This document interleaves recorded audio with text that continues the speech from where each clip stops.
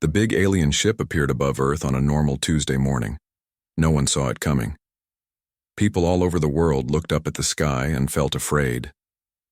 Jack Green was drinking coffee at the Space Command Center when the alarm started to ring. Jack was in charge of talking to any possible aliens, though no one really thought he would ever need to do this job. He spilled his coffee on his blue uniform as he ran to his station. "Sir, we have something very large in orbit," said Bill Harris, the young radar operator. His face was white with shock. It just appeared there.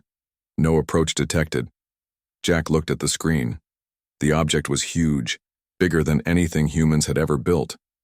It was shaped like a smooth egg and gave off a soft purple light.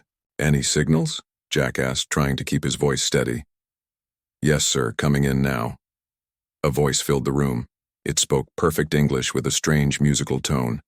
"People of Earth, I am Ambassador Krell of the Star Alliance. We come in peace and wish to talk with your leaders. We have been watching your world for some time and believe you are ready to join the larger community of space travelers." Within hours, leaders from all major countries met in an emergency video call. They were scared but also excited. Aliens were real and they wanted to talk. Mary Jones, the President of the United States, spoke first. "We need to send a team up to meet them, show them that we are brave and ready to be friends." The other leaders agreed. They picked 5 people to go: Jack Green from Space Command, Dr. Linda Brown, who studied alien life theories, General Sam White from the military, Dr. Emma Lee, who was a language expert, and Steve Clark, a top diplomat.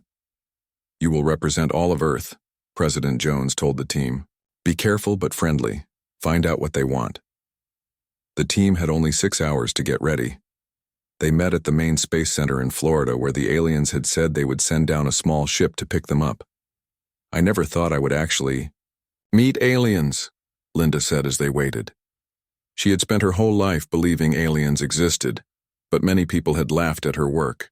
"I'm more worried about what they really want," said General White. He was older than the others and did not trust the friendly words of the aliens. "Nobody travels across space just to say hello." A small purple ship appeared in the sky. It made no sound as it landed in front of them. The side opened up, showing a ramp. "Well," said Jack, taking a deep breath, "let's go meet our new space friends." The inside of the small ship was amazing. The walls seemed to be made of some kind of living metal that moved slightly. There were no buttons or controls that the humans could see. In the middle stood a tall being with 4 arms and skin that changed colors like a mood ring. "Welcome," it said without moving its mouth. "I am Zix, your guide. Please sit and we will join our main ship." The seats shaped themselves to fit the humans perfectly. The ship took off so smoothly that they hardly felt it move. Through the clear walls, they watched Earth get smaller below them. "Your planet is very beautiful," Zix said. "Full of water and life. Very rare in our travels." "How many worlds have you visited?" asked Emma, trying to understand their words better. "The Star Alliance has over 500 member worlds and has visited thousands more," Zix replied. Emma noticed that the alien's skin turned a proud gold color when it talked about the Alliance. In just minutes, they reached the huge mothership. It was even bigger up close, at least a mile long.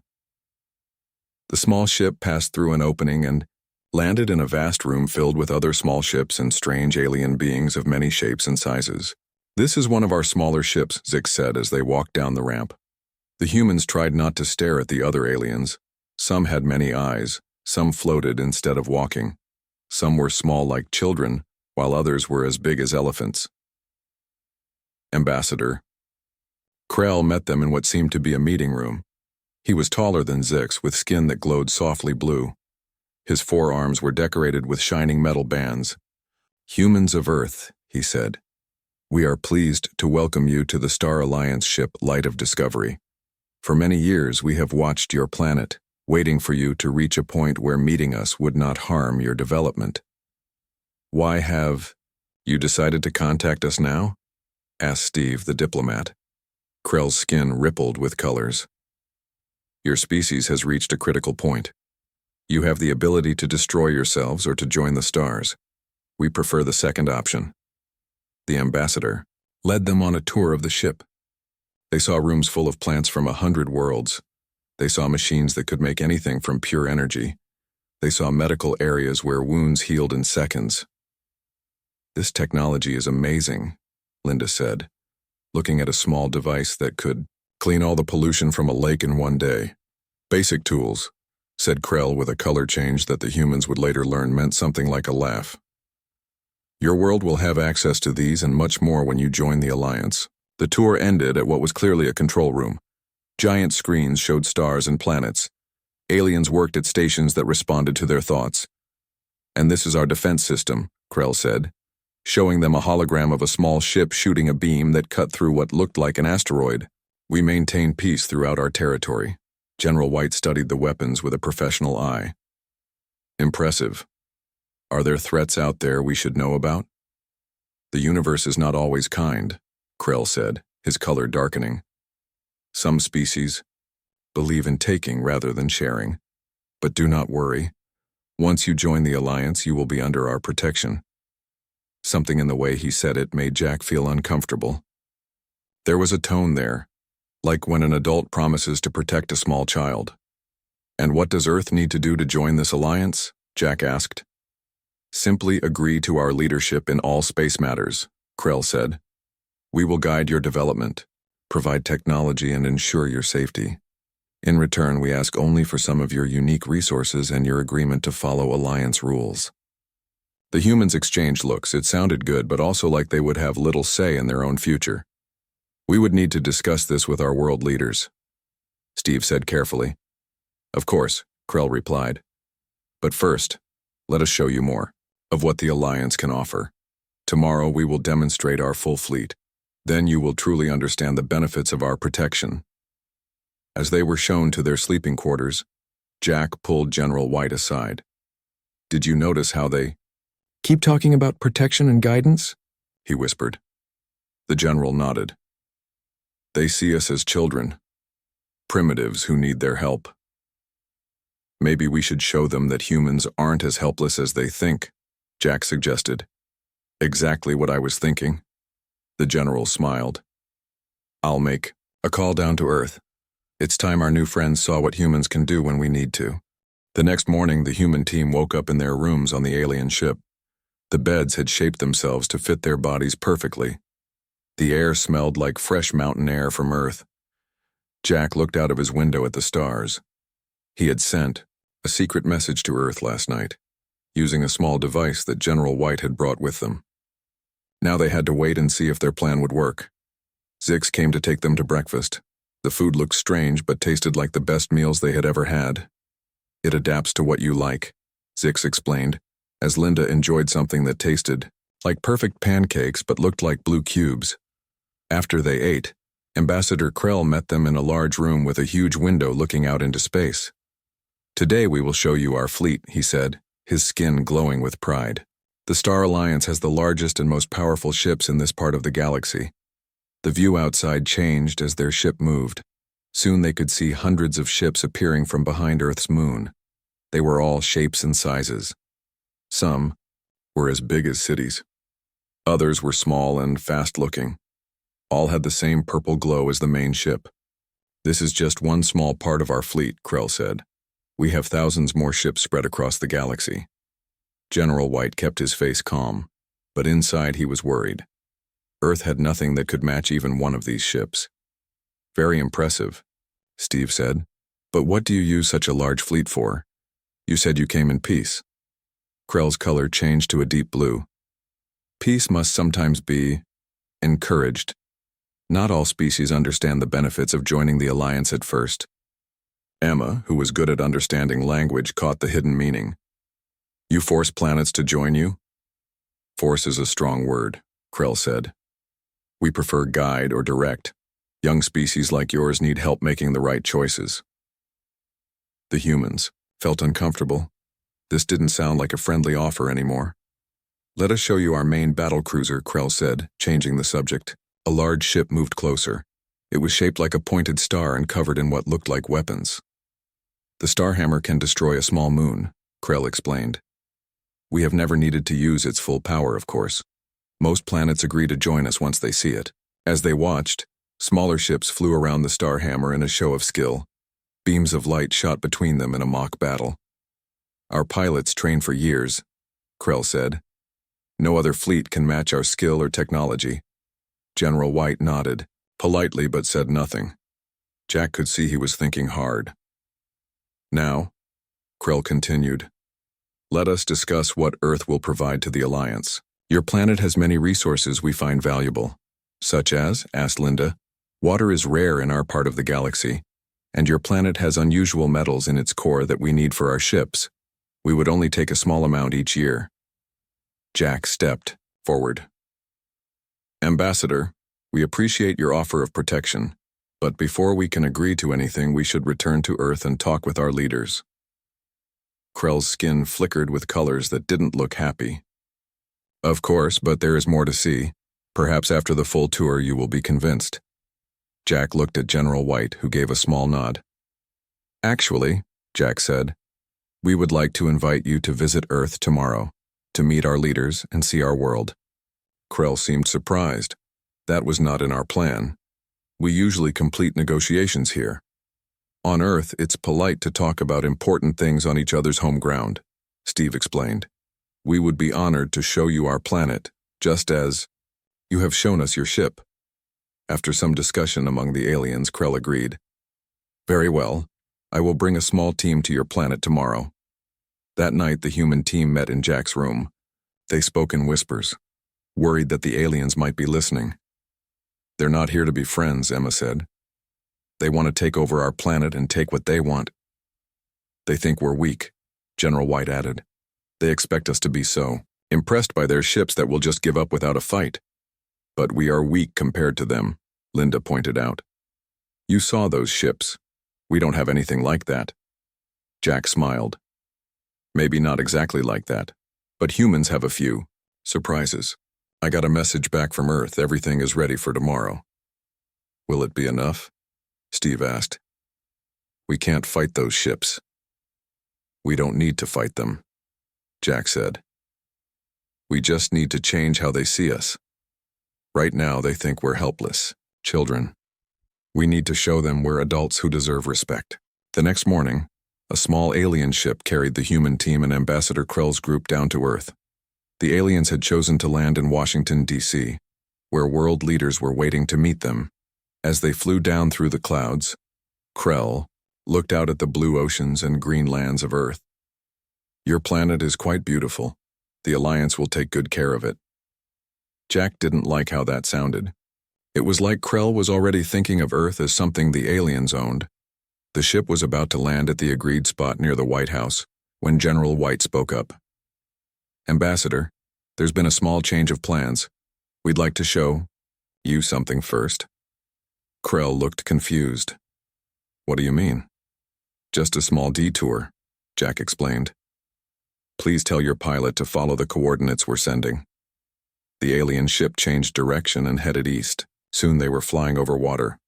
The Atlantic Ocean, Emma told the aliens, one of our largest bodies of water. After flying for 20 more minutes, they began to see something on the horizon. At first it looked like small gray dots on the water, but as they got closer, the dots grew larger and took shape. What are those? Asked Krell, his skin turning a color the humans hadn't seen before. General White smiled for the first time since they'd met the aliens. That, Ambassador Krell, is just one small part of Earth's navy. Spread out across the ocean below them were hundreds of ships. Aircraft carriers, destroyers, submarines rising to the surface, all arranged in perfect formation. Jets flew overhead, leaving trails of white in the sky. It was the largest gathering of naval power Earth had ever put together, with ships from many countries all in one place. You have warships? Krell asked, his voice sounding different. We did not detect these from orbit. We have many things you might not have detected, Jack said calmly. This is just the beginning of what we'd like to show you today.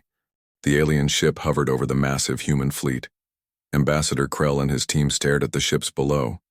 Their skin changed to a pale yellow color that the humans had not seen before.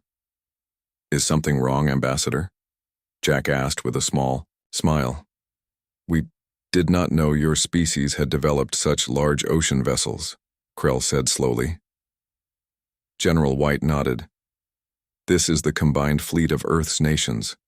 We brought them together to welcome you properly." A voice came through the radio. "This is Admiral Jane Wilson of the United States Navy. Welcome to Earth, Ambassador Krell. We would be honored to show you one of our vessels." The small alien ship landed on the deck of the largest aircraft carrier. When the door opened, the aliens stepped out carefully. They looked nervous as they saw hundreds of human sailors standing in perfect lines. Jets were tied down on the deck, and the ship stretched out longer than 3 football fields. "This is the USS Independence," Admiral Wilson said as she greeted them. She was a tall woman with gray hair and a uniform covered in medals. "One of our newer carriers. She carries 90 aircraft and a crew of 6,000. 6,000 on one ship?" Krell asked, his voice higher than normal. "Yes," the Admiral smiled. "And this is just one of 11 such ships that the United States has. Other nations have their own fleets as well." The aliens followed her on a tour of the massive ship. They saw the control room, the sleeping areas, and the huge engines that powered the giant vessel. "And how do you defend these ships?" Krell asked, trying to sound calm. In answer, there was a loud splash from the water nearby. A long black shape rose from the waves. "That is the Ohio," General White explained. "A submarine. It can stay underwater for months without coming up. No one can see it there, and it carries missiles that can hit targets thousands of miles away." Krell's team whispered to each other in their own language. They seemed worried. "Perhaps we should continue to Washington now," Krell suggested, "to meet your leaders." "Of course," Jack agreed. "But there's one more stop we'd like to make first." Their ship took off again, flying west across America. Soon they were over flat land with many fields. "Where are we going now?" Krell asked. "North Dakota," Emma told him. "It's one of our states." The ship slowed and hovered over what looked like empty grassland. There was nothing to see but green grass and a few small buildings with fences around them. "I don't understand," Krell said. "There is nothing here."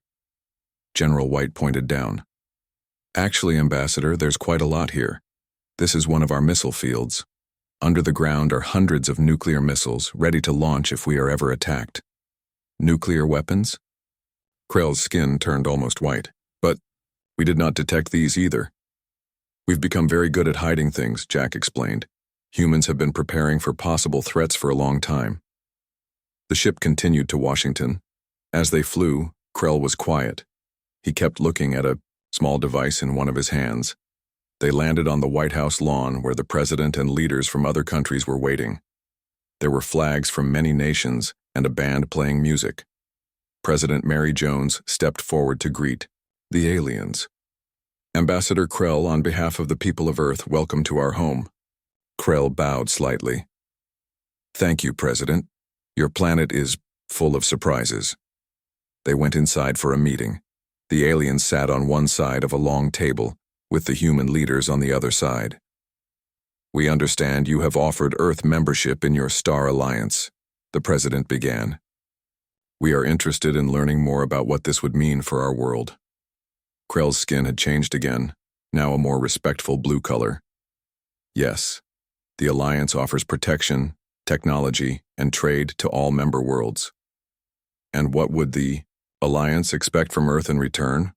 asked the leader of China. "Some resources, of course, and agreement to follow Alliance rules and leadership in space matters," Krell said, but his voice was less sure than before. Jack noticed that one of the aliens kept whispering to Krell. The ambassador seemed to be getting news he didn't like. "Before we continue," Krell said suddenly, "may I ask about your space capabilities? Do you have ships beyond your planet?" President Jones looked at General White, who nodded slightly. "We have been developing our space program," she said. "Perhaps we should show you." They moved to a different room with large screens on the walls. General White pressed some buttons and the screens showed video from space. "This is live feed from our new space station," he explained. The video showed a large ring-shaped station orbiting Earth. Small ships moved around it. "When did you build this?" Krell asked, his voice barely a whisper. "We've been busy," Jack said, simply. The truth was that humans had been building secret space defenses ever since they first detected alien signals years ago. They had hidden their work behind fake satellite launches and space junk. The world's nations had worked together, in secret, just in case the aliens were not friendly. Krell turned to his team and spoke quickly in their language. The other aliens looked worried. One of them kept pointing at a small screen they had brought with them. Finally, Krell turned back to the humans. "It seems we have misunderstood your species' level of development. The Alliance usually contacts worlds that are less prepared." "You mean less able to defend themselves," General White said directly. Krell's skin turned a dark purple. "I must speak with the Alliance Council. This situation is unusual." "Of course," President Jones said. "In the meantime, perhaps we can show you more of our world. We have much to offer as friends and trading partners." "Friends," Krell repeated the word slowly. "Yes, that would be appropriate." The aliens returned to their ship saying they needed to talk to their leaders. The human team gathered in the White House to wait. "Did you see their faces when they saw the fleet?" Linda asked, smiling. "And when they learned about the missiles," Emma added. "I think they're rethinking their plans to take our resources," Jack nodded. "But we haven't shown them our biggest surprise yet." "Do you think we'll need to?" Steve asked. "I hope not," General White said. "But if they don't start treating us with respect, we have one more card to play." They didn't have to wait long. 2 hours later, the aliens asked to meet again. When Krell entered the room, his skin was a calm green color. "The Alliance Council has reviewed our findings about Earth," he announced. "We would like to offer a new type of relationship, not membership but a partnership between equals." The human leaders smiled at each other. The plan had worked. The meeting room was quiet as Ambassador Krell explained the new offer. His skin was now a calm, respectful blue color. The human leaders listened carefully. "Instead of Earth joining the Star Alliance as a junior member, we propose a treaty between equals," Krell said. "We would exchange technology, trade goods, and protect each other if needed." President Jones looked at the other human leaders. "That sounds much better than your first offer. What changed your mind, Ambassador?" Krell's skin rippled slightly. "The Alliance did not fully understand Earth's level of development. We usually contact planets that are just beginning space travel. Your defenses are unexpected." Jack smiled to himself. The plan was working perfectly. The aliens now saw humans as strong enough to be respected. "We would still like to offer some of our technology," Krell continued. "Your ships are impressive, but they only travel on water. We could help you build true spaceships." General White cleared his throat. "Actually, Ambassador, there's something else we'd like to show you. If you're willing to take another short trip." Krell looked nervous. "Another military display?" "In a way," the general said, "but I think you'll find this one most interesting." The aliens agreed to one more trip. This time their ship flew up out of Earth's atmosphere. They headed toward the dark side of the moon, where Earth's ships could not be seen from the planet. "What is on your moon?" Krell asked. "We detected no bases there." "We've become very good at hiding things." Jack repeated his earlier words with a smile. As they came around the moon, something huge came into view. It was a massive ship, at least half a mile long. Its dark metal surface reflected the distant sunlight. Around it floated 5 smaller ships, each still bigger than anything the aliens had seen humans use before. "The Unity," General White announced, proudly. "Earth's first true warship and her 5 sister ships, Courage, Freedom, Hope, Justice, and Peace." Krell and his team stared in shock. Their skin turned almost white. "This is impossible," one of the aliens whispered. "Your planet does not have this technology." "We've had help," Emma explained. "Not all aliens who visited Earth made themselves known as openly as you did. This was Earth's biggest secret. 50 years ago, a small alien ship had crashed in a remote area. The aliens on board were peaceful explorers who had been attacked by raiders. Only one survived. In thanks for saving him, he shared some of his technology with Earth before his people came to take him home. Humans had worked slowly and carefully with this knowledge. They built hidden factories on the moon and deep under the sea. The nations of Earth worked together in secret, knowing that one day other aliens might come, and they might not be friendly. "You've had contact with the Zarn?" Krell asked, naming a species the humans had never heard of. "We don't know who they were," Linda admitted. "They never told us their name, but they taught us enough to get started." The Unity turned slowly, showing its full size. Unlike the shiny purple ships of the Star Alliance, Earth's ships were dark gray, built for stealth and power rather than show. "Are those weapons?" Krell pointed to large tubes along the side of the ship. "Defensive systems only," General White said. "We built these ships to protect Earth, not to attack others." The aliens spoke quickly among themselves in their own language. They seemed upset and confused. "We need to return to our main ship," Krell said suddenly. "This changes things. The Council must be informed immediately."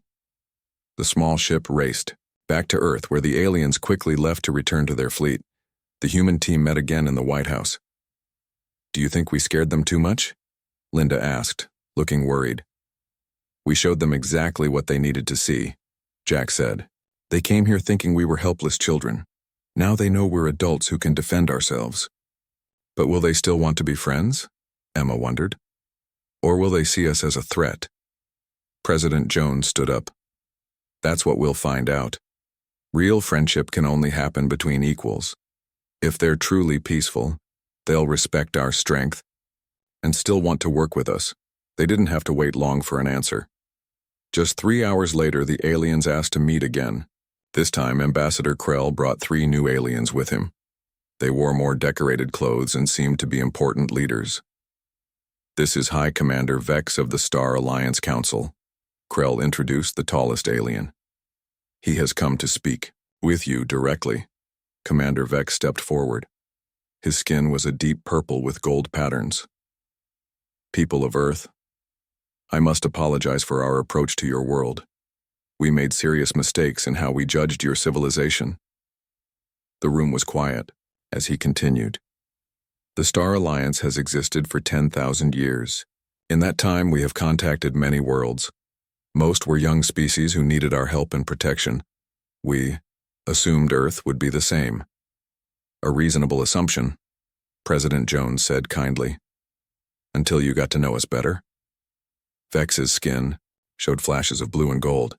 "Indeed, your ships and defenses are impressive. But what truly surprises us is how your nations have worked together to build them. Most young worlds are still fighting among themselves when we find them." "We have our differences," the leader of Russia said. "But we know that some things are more important." Vex nodded. "The Council has reviewed everything. We wish to offer Earth full membership in the Alliance, not as a junior world, but as a senior partner with full voting rights. This is unusual. No world has joined as a senior partner in over 1,000 years." The human leaders looked at each other in surprise. This was better than they had hoped for. "And what would this mean for Earth?" President Jones asked. "You would help make decisions for the Alliance, share your technology with other worlds, and help protect those who cannot protect themselves," Vex explained. "Your Unity ships would join our fleet as equals." General White smiled. "That sounds like a fair arrangement." "We must know one thing," Vex said, his voice serious. "The ships you built, they are truly for defense only? You have no plans to use them to take what you want from other worlds?" Jack understood the real question. The aliens were worried that humans might be like the raiders they had mentioned, taking things by force.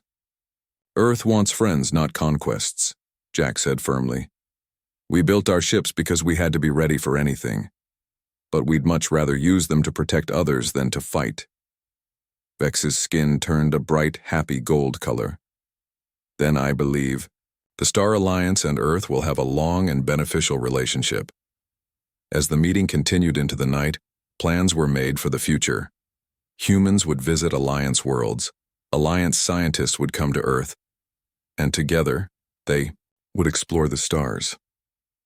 That night, Jack stood outside the White House looking up at the stars. Emma joined him. "Do you think it will really work?" she asked. "Humans and aliens working together?" Jack nodded. "I think it will. In the end, we're not so different. We all want the same things: safety, respect, and friendship. We just needed to show them our strength before they could see us as equals." Above them, the lights of the alien fleet shined like new stars in the night sky.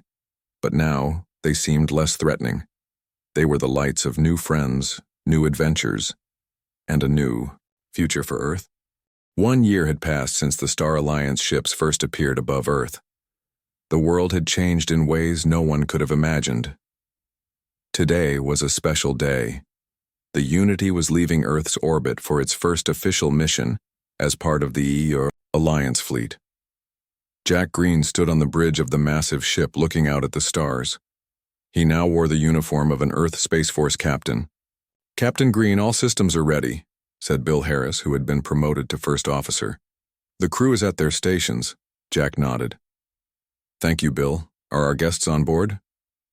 "Yes, sir. They're waiting in the meeting room." Jack walked through the wide halls of the Unity. The ship had been built by humans, but it now had some Alliance technology added to it. It could travel faster and further than originally designed. In the meeting room, Ambassador Krell was waiting with 3 other aliens. Their skin colors were now familiar to Jack. Krell's blue shade meant he was happy and calm. "Captain Green," Krell greeted him. "Are we ready for our journey?" "Yes, Ambassador. The Unity will depart in 1 hour." Jack sat down at the table. "Is this your first long space trip?" Krell's skin showed flashes of gold. "I have traveled between stars many times, but never on an Earth ship, and never as a true friend rather than just a visitor." Over the past year, things had changed between Earth and the Star Alliance. At first, there had been fear and distrust on both sides. The Alliance had been surprised by Earth's hidden strength. Humans had been worried about the aliens' true plans. But as they worked together, both sides found that they had much to offer each other.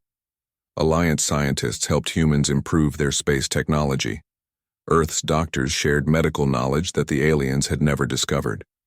The Unity and her sister ships joined Alliance patrols, helping to keep peace in nearby star systems. Linda Brown entered the room. She now led the science team on the Unity. "The new star maps are loaded," she told Jack. "We should be able to reach the Centauri system in just 3 days." 3 days? Krell seemed impressed. "Your ships have become very fast." "Thanks to your drive technology," Jack said, "and some ideas our engineers had to improve it."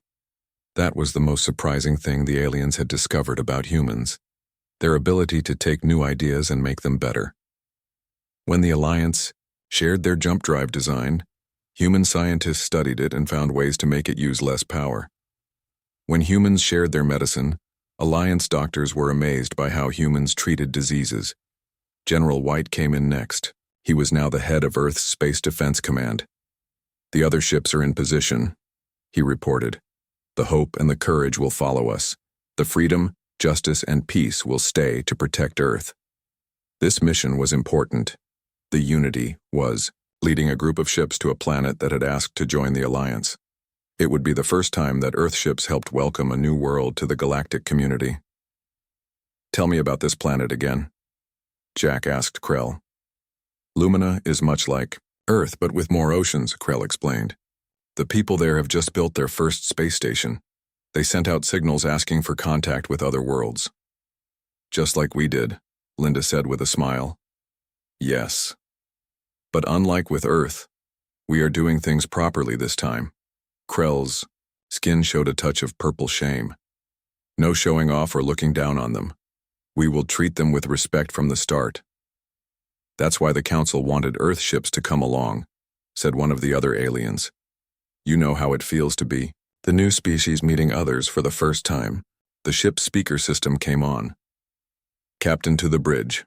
We are ready for departure." Everyone followed Jack back to the bridge. Through the large windows, they could see Earth below them, beautiful and blue. Further away, the Alliance's main ship waited with several other vessels. "Unity to Earth Control," Jack said into the radio. "We are ready to depart. Earth Control to Unity, came President Jones's voice. You are cleared for departure. Make us proud out there. We will, madam. President, Jack promised. The bridge crew worked at their stations, preparing the ship to leave orbit. Humans and aliens worked side by side, each learning from the other. Jump drives ready, reported Emma Lee, who now ran the engine room. Course set for the Centauri system. Jack looked at Krell. Would you like to give the order, Ambassador, for the sake of friendship? Krell's skin turned bright gold with happiness. I would be honored. He stepped forward. Unity, hope, courage. Begin jump sequence. The stars outside the window seemed to stretch as the ship's powerful engines pushed it faster than light. Earth disappeared behind them as they headed into deep space. Later that night, after everything was running smoothly, Jack stood alone, in the observation room. The walls were clear, showing the stars streaming by. It looked like rivers of light flowing past the ship. Steve Clark, now the ship's diplomatic officer, joined him. Quite a view, isn't it? Amazing, Jack agreed. Did you ever think we'd be out here? Heading to another star system to welcome aliens to the galactic community? Steve laughed. Never. When those ships first appeared over Earth, I thought we might be in trouble. We almost were, Jack said. If we hadn't shown them our strength, they might have just taken what they wanted and left. Instead, we have new friends and a new place in the universe, Steve said. All because we were ready. General White had once told Jack something important.